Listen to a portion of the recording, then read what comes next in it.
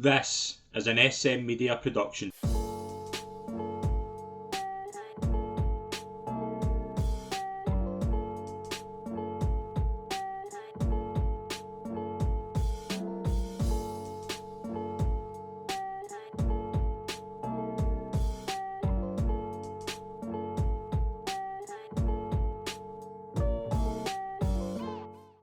Hi folks, and welcome to the latest episode of Golf Talk right here on SM Media. I'm Scott Pike. It's an absolute pleasure to be your host as always. Just again, we've got another major to talk about. We get into the kind of real row of these. There's four in the space of 4 months, and as always, we're here to cover the majors. Let's get into talking about the USPGA Championship this week at Oak Hill. And to join me on that is an all-star panel. It's a pleasure to welcome back to the show, as always, the one and only Andy Fullen. Yeah, thanks for inviting me on, Scott. Always enjoy talking about the majors, especially. So, looking forward to this week. It's going to be a great week. And welcome onto the show for the first time. You might recognise him as being one of the stalwarts at Irvine Meadow, but he's also a PGA professional. It's a pleasure to welcome to the show for the first time, Bryan Wharton. Bryan, welcome to the show, mate. All right, Scott. How you doing, Andy? Hey, thanks for having me on. It's an absolute pleasure. Usually see you on a football park, and we're about to get your opinion this week on the majors. Bit of a different subject, but aye, fan of both, to be fair, so can't grumble. So it's always good to get some professional expertise from two of the guests on this week's show. Andy, last time we were on was obviously for the Masters. John Ram obviously won it really well. We spent a lot of time in that show talking about a lot of news that had happened, but the past few weeks it has been very quiet in the golfing world, apart from the tournaments. Not a lot's been going on. No, not really. Obviously a couple of designated tour events and things like that, but yeah, it's been a bit quieter. Not as much kind of scandal or controversy as we've had in the lead up to the last of the other majors. But yeah, it's I think the PGA is always a kind of probably more understated. I think because it's always been a kind of almost kind of generic big PGA Tour event almost, you know. It kind of takes, I would say, fourth place out of all the kind of major lists. But there's not really been a huge amount going on other than a few of the designated events. Bryan, I would say this year, since the designated events, we've saw a lot more competitive golf. I think every week has been really enjoyable. Yeah, I totally agree with that. You've got more people challenging for top spot and everything, so it's been good. You've got some winners reappearing that haven't won for a while. Obviously, Day won yesterday. That's what, first in 5 years, or thereabouts. So it's good to see. I don't know whether that's because obviously you've got a few disappearing to live, or there's just more coming through that are a bit different. But no, it's definitely good to see anyway. Andy, one big storyline in the past couple of weeks has obviously been the European live players resigning their DP World Tour membership. There's been a lawsuit going on, so we'll obviously be very careful what we can talk about. But as we kind of, this is a Ryder Cup year now, the argument I think are a lot of these players who've resigned going to contribute to a Ryder Cup team anyway, but it's still not a good look for the European team because you've got a lot of, I mean, we talk about it a lot, like big game players. There's a lot now not going to be there, aren't going to be able to contend. What's the kind of thoughts in this? Are you looking more at these guys are obviously no longer going to be taking part in European Tour events, therefore can't be Ryder Cup players, so it means a lot more youngsters can come through? Or is that experience factor, especially at home this year, going to be a big loss? I don't know if it will have a huge impact on this Ryder Cup, to be honest. I don't know how many of the guys who have resigned would in their current state maybe add, or states, or choice of word, in their current time of life, sorry, would maybe add a huge amount to the team. I think we've seen that at the last Ryder Cup. I think the Europeans were just, they looked like an older side, and maybe a Ryder Cup too far. But I think certainly as we go ahead, it's huge implications for who's going to be the captain of Europe. I mean, it's going to be pretty slim pickings going forward. I mean, the likes of, you've got Molinari, Justin Rose, that's really about it that I can think of off the top of my head who maybe filled that role. And I just think it's really sad. It's sad that you're not going to see a Lee Westwood, captain in Europe, Poulter as well, Garcia for everything he's done. It's just a really sad situation. But they can't. I still stand by that they're being well compensated for not being a part of the European Ryder Cup team. Henrik Stenson made that. He joined Liv when he was the captain. So that's where I stand on it. But I just think it's a really sad kind of situation for the European, and for European team and for the Ryder Cup in total. To be honest, Bryan, the one kind of big thing for me is obviously a lot of guys won't have their moment to be captain, like the likes of Ian Poulter, who, when you think of the Ryder Cup, I think you'll think of very few people before you think of Ian Poulter. So there's that side of it. But as Andy points out, they've chosen the money. They've given up that. They must have known that was going to happen when they chose that deal with Liv. So can you feel sympathy for them for making that decision? You can and you can't. They knew that it was a chance that they weren't going to get involved in the Ryder Cup if they went. But you obviously you still hope a way into it, but you're still sympathetic to some extent. But like Andy said, the money's not exactly going to make them feel too bad. It is a hard one. It's probably worse for the people wanting to watch it. They're tuning into, that's who they're wanting to see, and they're not playing. So it'll be totally different. It'll be a different atmosphere for the people playing, watching, people going. It'll be strange to see, because you're not going to see the faces that you're used to seeing and expecting to see. It'll be a strange one for sure. Yeah, 100%. It's going to be very intriguing to see what happens going forward. As you say, we could be looking at Captain Miguel Angel Jimenez in the next couple of years. That's where we're at in terms of the depth of European golf. But no disrespect to Miguel Angel Jimenez, but you would think it's very, very difficult to see somebody like him being the captain. But now, as you say, with these guys gone, you could have guys that you never ever thought would get to that stage that are now going to be kind of put in, or guys from the past that have maybe had their time that you never thought would have it again. But it's going to be interesting. This week we had, obviously, as Bryan said earlier, Jason Day winning for the first time in 5 years, Andy. Really good finish at the Byron Nelson. Jason Day, he has been there's been a bit of a surge in him the past year or so. Like, it was, I remember at Royal Troon, the year of the Open, he was the most talked about player at that point. He was a world number one. He went and won the PGA after that, and he kind of just had a kind of poor run after that. But it's nice to see him back in the winners' board. He's a world-class player. He's just had been through a lot of stuff, obviously injury-wise, and his mum passed away last year as well, and that caused him a lot of, obviously a lot of time away from the game and stuff. But yeah, class player. Like you say, top of the world when he won, and you thought he was just going to go on and win a few more majors and stuff. And who knows? This kind of renaissance for him. He could, pressure's off for him. He's won again. He's proved himself he can do it. I think he said that at his press conference. He said he's just pretty shocked almost to be back in the winner's circle, but he's proved to himself that he can do it. He's got the game. He's modified his technique a bit because of his back injuries, and his if he can stay injury free, then he can certainly contend. And wouldn't be a huge surprise to see him play well this week as well, I think.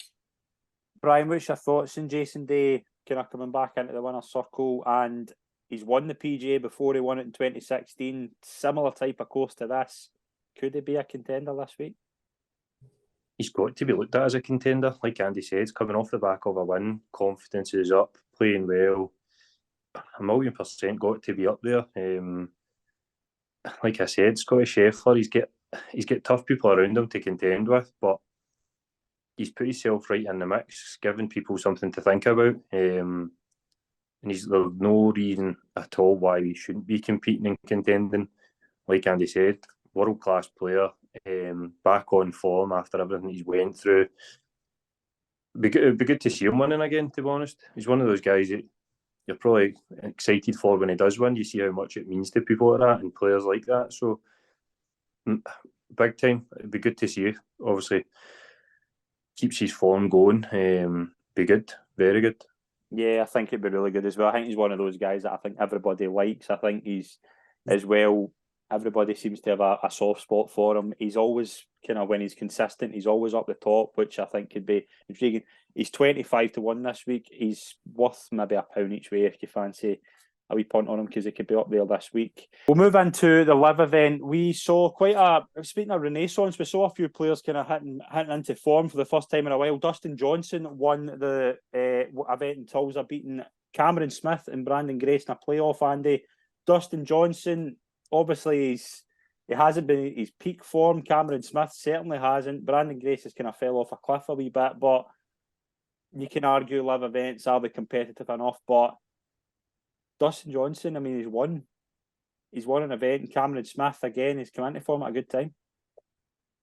Yeah, I mean, we're talking about Jason Day being a world-class player, but I mean, Dustin Johnson's just one of the best players in the last 20 years, so yeah, and he's just got that brilliant attitude of, it just doesn't look as if he's got a care in the world, and he's just, he's got a game to win anywhere. If he turns up and plays well, he'll contend. He's one of the players that are that good. Cam Smith, I love his game. I think he's great to watch. He's the main one. I was really kind of gutted that left the PGA Tour, because I love watching him. Just short game to absolutely die for, and just a character as well, So that was he's one of the ones I was really disappointed that he left. But these players, Brooks Koepka as well. You've seen it at the Masters, when these guys on their day, they went to live. They've not. It's not like diminished their golfing ability any. They might not be as sharp as it maybe could possibly be. You could argue that, but on their day, world class talents, world class players, and yeah. Again, we're still in this phase where it's interesting to see what the live players do. Whether they obviously the joke is they'll fade after 3 rounds because they're ready to go home because they're not here for the 4 days. But we've seen it at the Masters. The Masters is slightly different because it's kind of horses for courses. This will be interesting to see how they fare. But there's always that wee rivalry there, isn't there? That's the one thing. The majors have been really elevated because it's kind of PGA Tour we live in some respects, or some people view it like that. So it's good that he's in a bit of form coming into this event, certainly. Bryan, the live argument, we could probably spend another podcast talking about it, but it does, as Andy says, it does bring this drama. You've got a lot of guys coming over, and again, at the Masters, the chat was, if a live golfer won, what would it do for golf? It's the same this week as well. If you've got Brooks Koepka kind of best of the rest in terms of the market, apart from the top 3. You've got the likes of kind of Dustin Johnson, Cameron Smith. They're all in the mix as well. There's a lot of guys there who can contend. Yeah, I think, Andy, what he says is right there. Just because they went to live doesn't mean that they've chucked golf and their abilities disappeared. They're still, Dustin Johnson's just a freak. So is Koepka. They don't have a brain that says, oh no, I've not been playing, so my golf just changes. They just care in the world. It's, of course, and competing for money, and it's so I think that's probably something that just works for them. They go out there and play every game of golf as if it's the same, and they always want to win. So I don't think it matters to them if it's a live event or a PGA event or a major like this that they can go and challenge for, I think. Bryan, as always, Liv has a big storyline this week. And again, what would it do for golf if a Liv golfer was to win this week? I think it would just annoy the people on the PGA because they didn't win it. But can it really cause any more upset than they're already causing? They've already, everything they're doing is going to annoy people on the PGA and everybody else. So I think it's at the stage of now, what else can they really do to annoy anybody? It's just now, I think it's just now down to the golf. Just let them play golf, and whatever happens, happens. There's just I think a lot of stushy gets caused. When the golf's on, I'm all for just forgetting what tour they play on. Just let them play golf. It's like football, isn't it? If you play for a certain team, you're going to get dogs abuse from the other fans. So well, that's how I compare it. So I just watch them and don't really care where they're playing their golf. Like Koepka, the Masters, who didn't enjoy watching him? Doesn't matter where he's playing or what he's doing. So I think there'll be arguments and disputes anyway, no matter who wins it. Yeah, I 100% agree with that. I think it's a bit of excitement in golf that I don't think we've had in a long time. And I actually enjoyed watching the live event the other night. Like, see the playoff, I actually enjoy. There's not been a live event I've sat and watched where I've thought this isn't actually quite intriguing. Now the team thing, I think, is ridiculously confusing, but I do see the drama in it, so I do think there's a bit of excitement. Again, I don't think you're going to see a lot of players in the majors apart from winners going forward, because obviously the world ranking points are going to struggle to get unless they come up with some sort of deal. So you're going to have to. You're probably going to be the last time you're going to see some major players. So they're all kind of wanting to. They all want to contend in majors. So that's why you get into golf. And I know the money will be ridiculous for these guys, but they also want the recognition of winning a major. And speaking of a major, we have one to talk about this week. We have the 2023 USPGA Championship at Oak Hill. Let's just run down a wee bit about the course. It's a par 70, 7,394 yards. Andy, the two things that come to my mind when I'm thinking of this is you're going to have to get birdies quickly and you're going to have to drive the ball well. Yeah, reading up about the course, remember it a little bit from when Duffner won it, but that was a long time ago, but 10 years ago. But I think they've got the setup pretty similar to a kind of US Open in certain respects. The rough's very thick off the tee, so it's going to have to be pretty accurate off the tee. Round about the greens as well is a bit of rough, which is kind of unusual for a PGA Championship. Like I said before, it's usually a kind of almost elevated PGA Tour event. Some of the setups, and a lot of the guys have enjoyed playing it because it's not been as penal as a US Open event. But yeah, of course, looks great. Usually the kind of bombers will take advantage of 4 par 5s, 5 par 5s in some of these events. Almost guaranteed birdies. There's only 2 this week, so good iron play will be rewarded as well, I think. But yeah, it's I think the weather forecast is pretty decent. There's nothing really funky in the weather, so that's good from a viewing perspective as well. So yeah, you expect the usual suspects up round about the leaderboard, but it's always interesting at a PGA Championship. You get a few guys kind of turning up you maybe don't expect as well. A few PGA pros playing in it as well. Unfortunately, me and Bryan aren't, but maybe next year, never know. But it's set up really well, so I'm really looking forward to it. Bryan, it is going to be quite an intriguing meet. Very similar kind of course. It's a course that's hosted the US Open in the past. It's going to be you're going to see a lot of guys get into a lot of trouble. One guy who's not going to be participating is Tiger Woods, obviously with his injury. I don't think anybody's surprised in that. Do you think that kind of brings the kind of viewership down? Do you think a lot of people kind of will watch it just to see Tiger, and do you think this week kind of is a wee dampener in that because he's not there? Tiger not playing in anything's always going to have an effect on the viewers. You get people just watch things that he's playing in and nothing else. I think you'll probably be gaining some viewers that are hearing about the live, the PGA, and everything, so they'll be tuning in to watch it.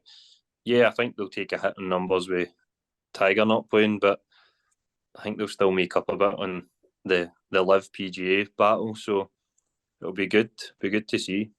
Absolutely, yeah. Andy, let's get into some of the contenders. Obviously, as usual, we've got the big three as such. Sheffield heads the market 15-2. You've got the Masters champion Jon Rahm at 8-1. Rory McIlroy is sitting at 12-1 now. The Masters, there was a lot of talk about him going in. He didn't come. I don't think he played well at all. Missed the cut. He hasn't really been seen since. There's been talk that he's maybe not been as in good form as he was last year. Out of the top three, who do you think's got the best chance? I think Scheffler probably. Rahm,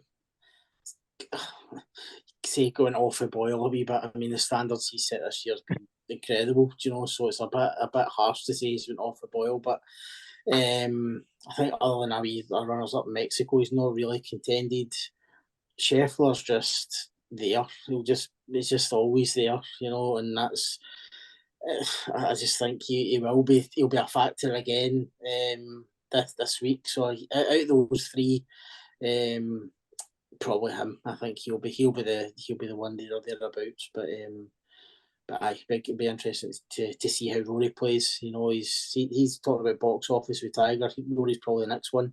Everybody tunes in to see. So hopefully he'll come out with something to prove, and he'll put on a show for everybody. But I think if I was in the field, I'd be thinking if I finish above Scheffler, I'd be quite happy with that. I think it's that way. Brian, my thing with Scotty Scheffler is I don't think he's got the box office appeal like a Ram and a McIlroy does. But I mean, last week, for example, he's 20 under par in an event. Do you know what I mean? And everybody was kind of laying into him for playing in it. And was he kind of going too early compared to a major championship? You didn't see many of the big names get into the Byron Nelson, but Scheffler turned up and he shot 20 under par and finished tied fourth. And that's just what he does. He's just so consistent. That is, you've summed him up to a T. His driver is on a rope. It doesn't miss fairways. He's so good off the tee, and like Andy was saying, you're going to need to do that. He doesn't really do anything flattering or wild, both good and bad. He hits greens, he holds putts. He never puts himself in any daft places, and if he does, he takes his medicine and goes, because he knows he's going to give himself chances to get the shots back. He doesn't get the credit he's probably due, because he doesn't do anything fancy like the big hitters as such. He's under the radar, even though he's always up there, if that makes sense. I know, you're right. Bang on. Obviously, he'll be good to see. He'll plod away on the world and just kind of gets on with business, and he doesn't put himself in many places it's going to cause him hassle. He's steady Eddie, but brings in some great low scores. So shooting 20 under, I think you can't fault him for going and playing in that. He's wanting to keep sharp, just like we were talking about. Obviously, Andy mentioned with the boys on live, that might not be as sharp. He's making sure he does everything to make sure he's as prepared as possible and on as good a form as possible. So you've got to give him credit for going and doing that.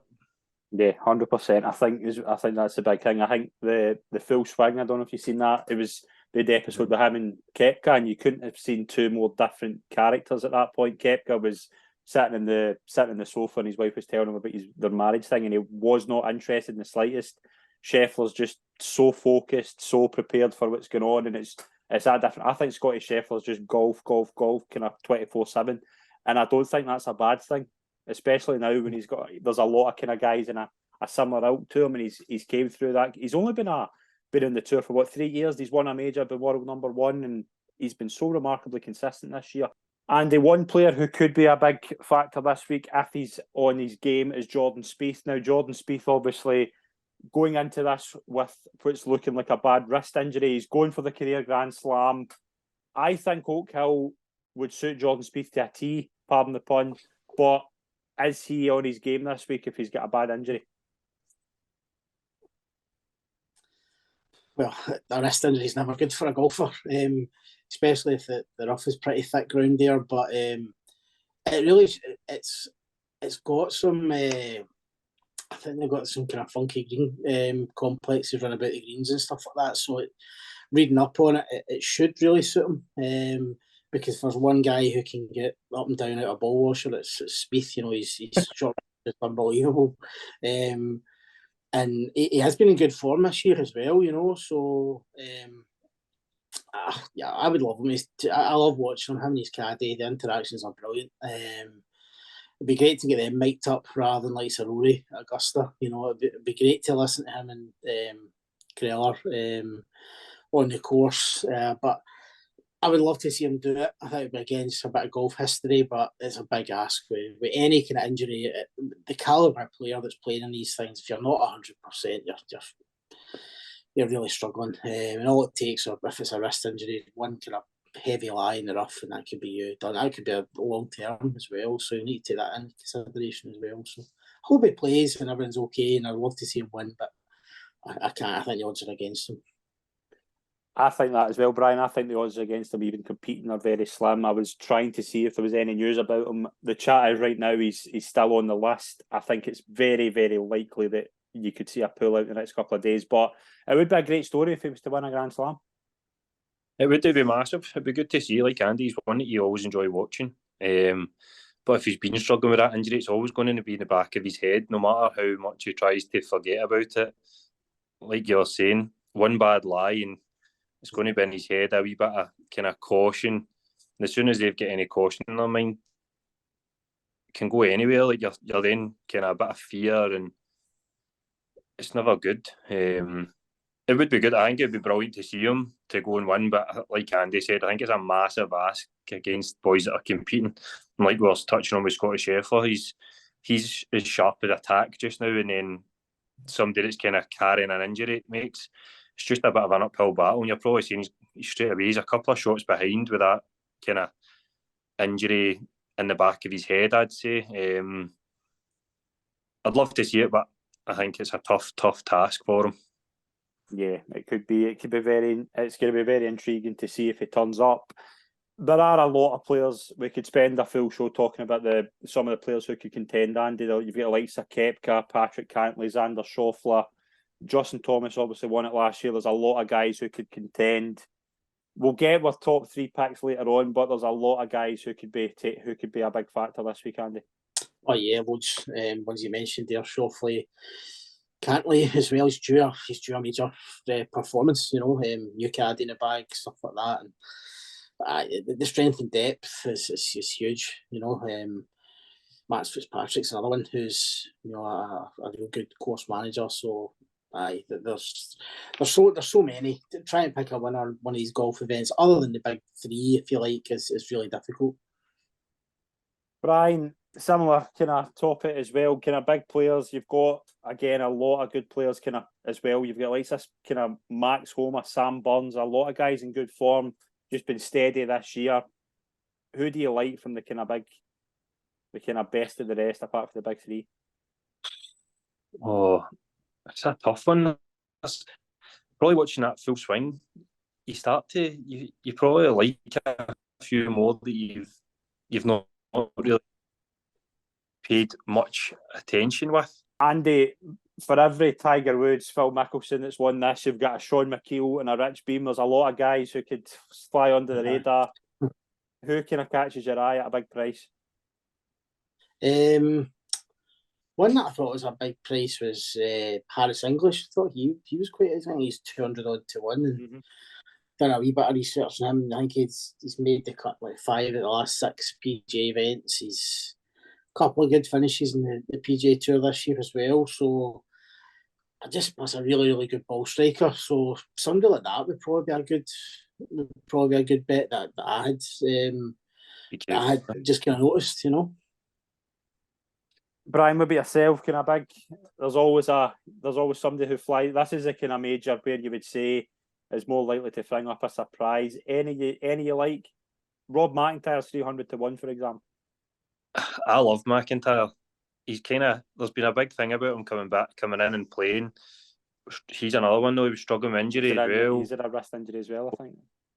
Yeah, so I think that kind of probably puts you off him. But boys like Harris English, you've got Cantley.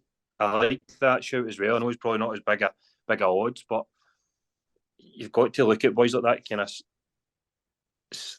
of sneaking in under the radar and putting in a good few scores. I think McIntyre's going to be a struggle again though with injury thoughts. It's a lot of hype over it as well because he's made it to play. He's going to play. He's done so much to make sure he's able to play. It kind of puts a bit of pressure on him as well, I think. And it doesn't matter how good you are. I think sometimes that pressure can kind of catch up on you a bit. Yeah, I mean, there's some, just looking through some of the names here. If you fancy a former champion at a big price, you've got Y Yang at 1,500 to 1, Sean McKeel 2,500 to 1. There's a lot of guys in here who've had that winning experience. Padraig Harrington 400 to 1, Jimmy Walker 400 to 1. There's a lot of former champions that will kind of give us some interesting memories for back in the day. 3 picks each. We're going to. Who wants to go first? Would anybody mind if I went first?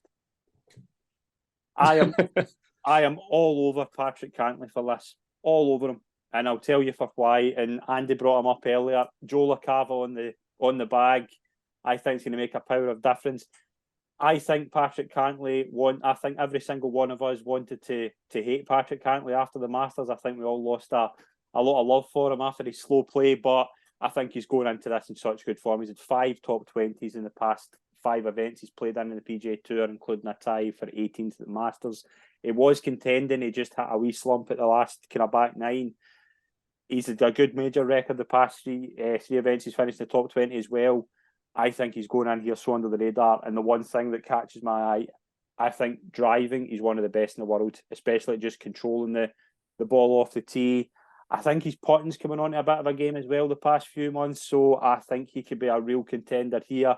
His best friend and partner, usually in Ryder Cup and President's Cup, Xander Schauffele, I think, is a big player this week. He's got the rounded game. The one thing I think you can throw at Xander Schauffele is he a winner's calibre? I think there's only one way to find out. I think that's a big opportunity for him, going into it in good form as well. Probably should have won a couple of weeks ago. I think Cantlay, Schauffele, and one at a wild price who is going in pretty good form at 150 to 1. I see him at a C200 as well. Another American, Cameron Davis, one of the best off the tee. I think 200 is a big price. Top 2 and top 10s in his past 2 designated events. I think he's too big a price, and I think he's one of those who could be maybe not a shock if he was to contend, but he's certainly one who's maybe not in the higher echelons right now, but he's one who's going to be. Those are my top 3: Cantlay, Schauffele, and Cameron Davis. Andy, we'll go to you. Your top 3 picks for this week's USPGA. Aye, well, you picked 2 of my top 3, so thanks very much for that. I'm going to go Tony Finau. I think, Bryan was saying, the old full swing stuff, you can't help but like him, you know, and he's in good form. He won in Mexico, and you keep saying this with loads of players, they're due to do something, but he really is. I mean, he's been one of the most consistent players on tour for a long time. So the next stage for him is a major, so I'm going to go for Tony Finau. Tyrrell Hatton, I just like backing Tyrrell Hatton. I just think he's turned into such a good player, a well-rounded player. If he can control his temper and his kind of emotions and stuff like that, if he gets into contention, I think he could be a real good shout. And then the aforementioned Harris English is my outsider. I think he's a good price, so I'm going to stick with him. I'm taking it the 2 that I selected were Cantlay and Schauffele. Yes, that's correct. Yeah. Thanks for that. Bryan, 3 for yourself. Who do you fancy this week? Is it bad that I fancy Scheffler? No. Just he's too good off the tee, so he's going to be up there. It kind of does hurt me sometimes to see him because I was never his biggest fan. Scheffler, I'm going to go Finau as well. Again, you want him to win more than you expect him to win. Like Andy said, he's that guy that if he won every week, he'd be absolutely buzzing. So those 2, and then I'm going to go Day to be up there, just because of the form he was on. He's hit that kind of wee hot spell, so I think he's out there to try and prove a point again. I think he wants to go and kind of see that it wasn't just, that's him, won that, and that'll be him again, disappearing for a bit.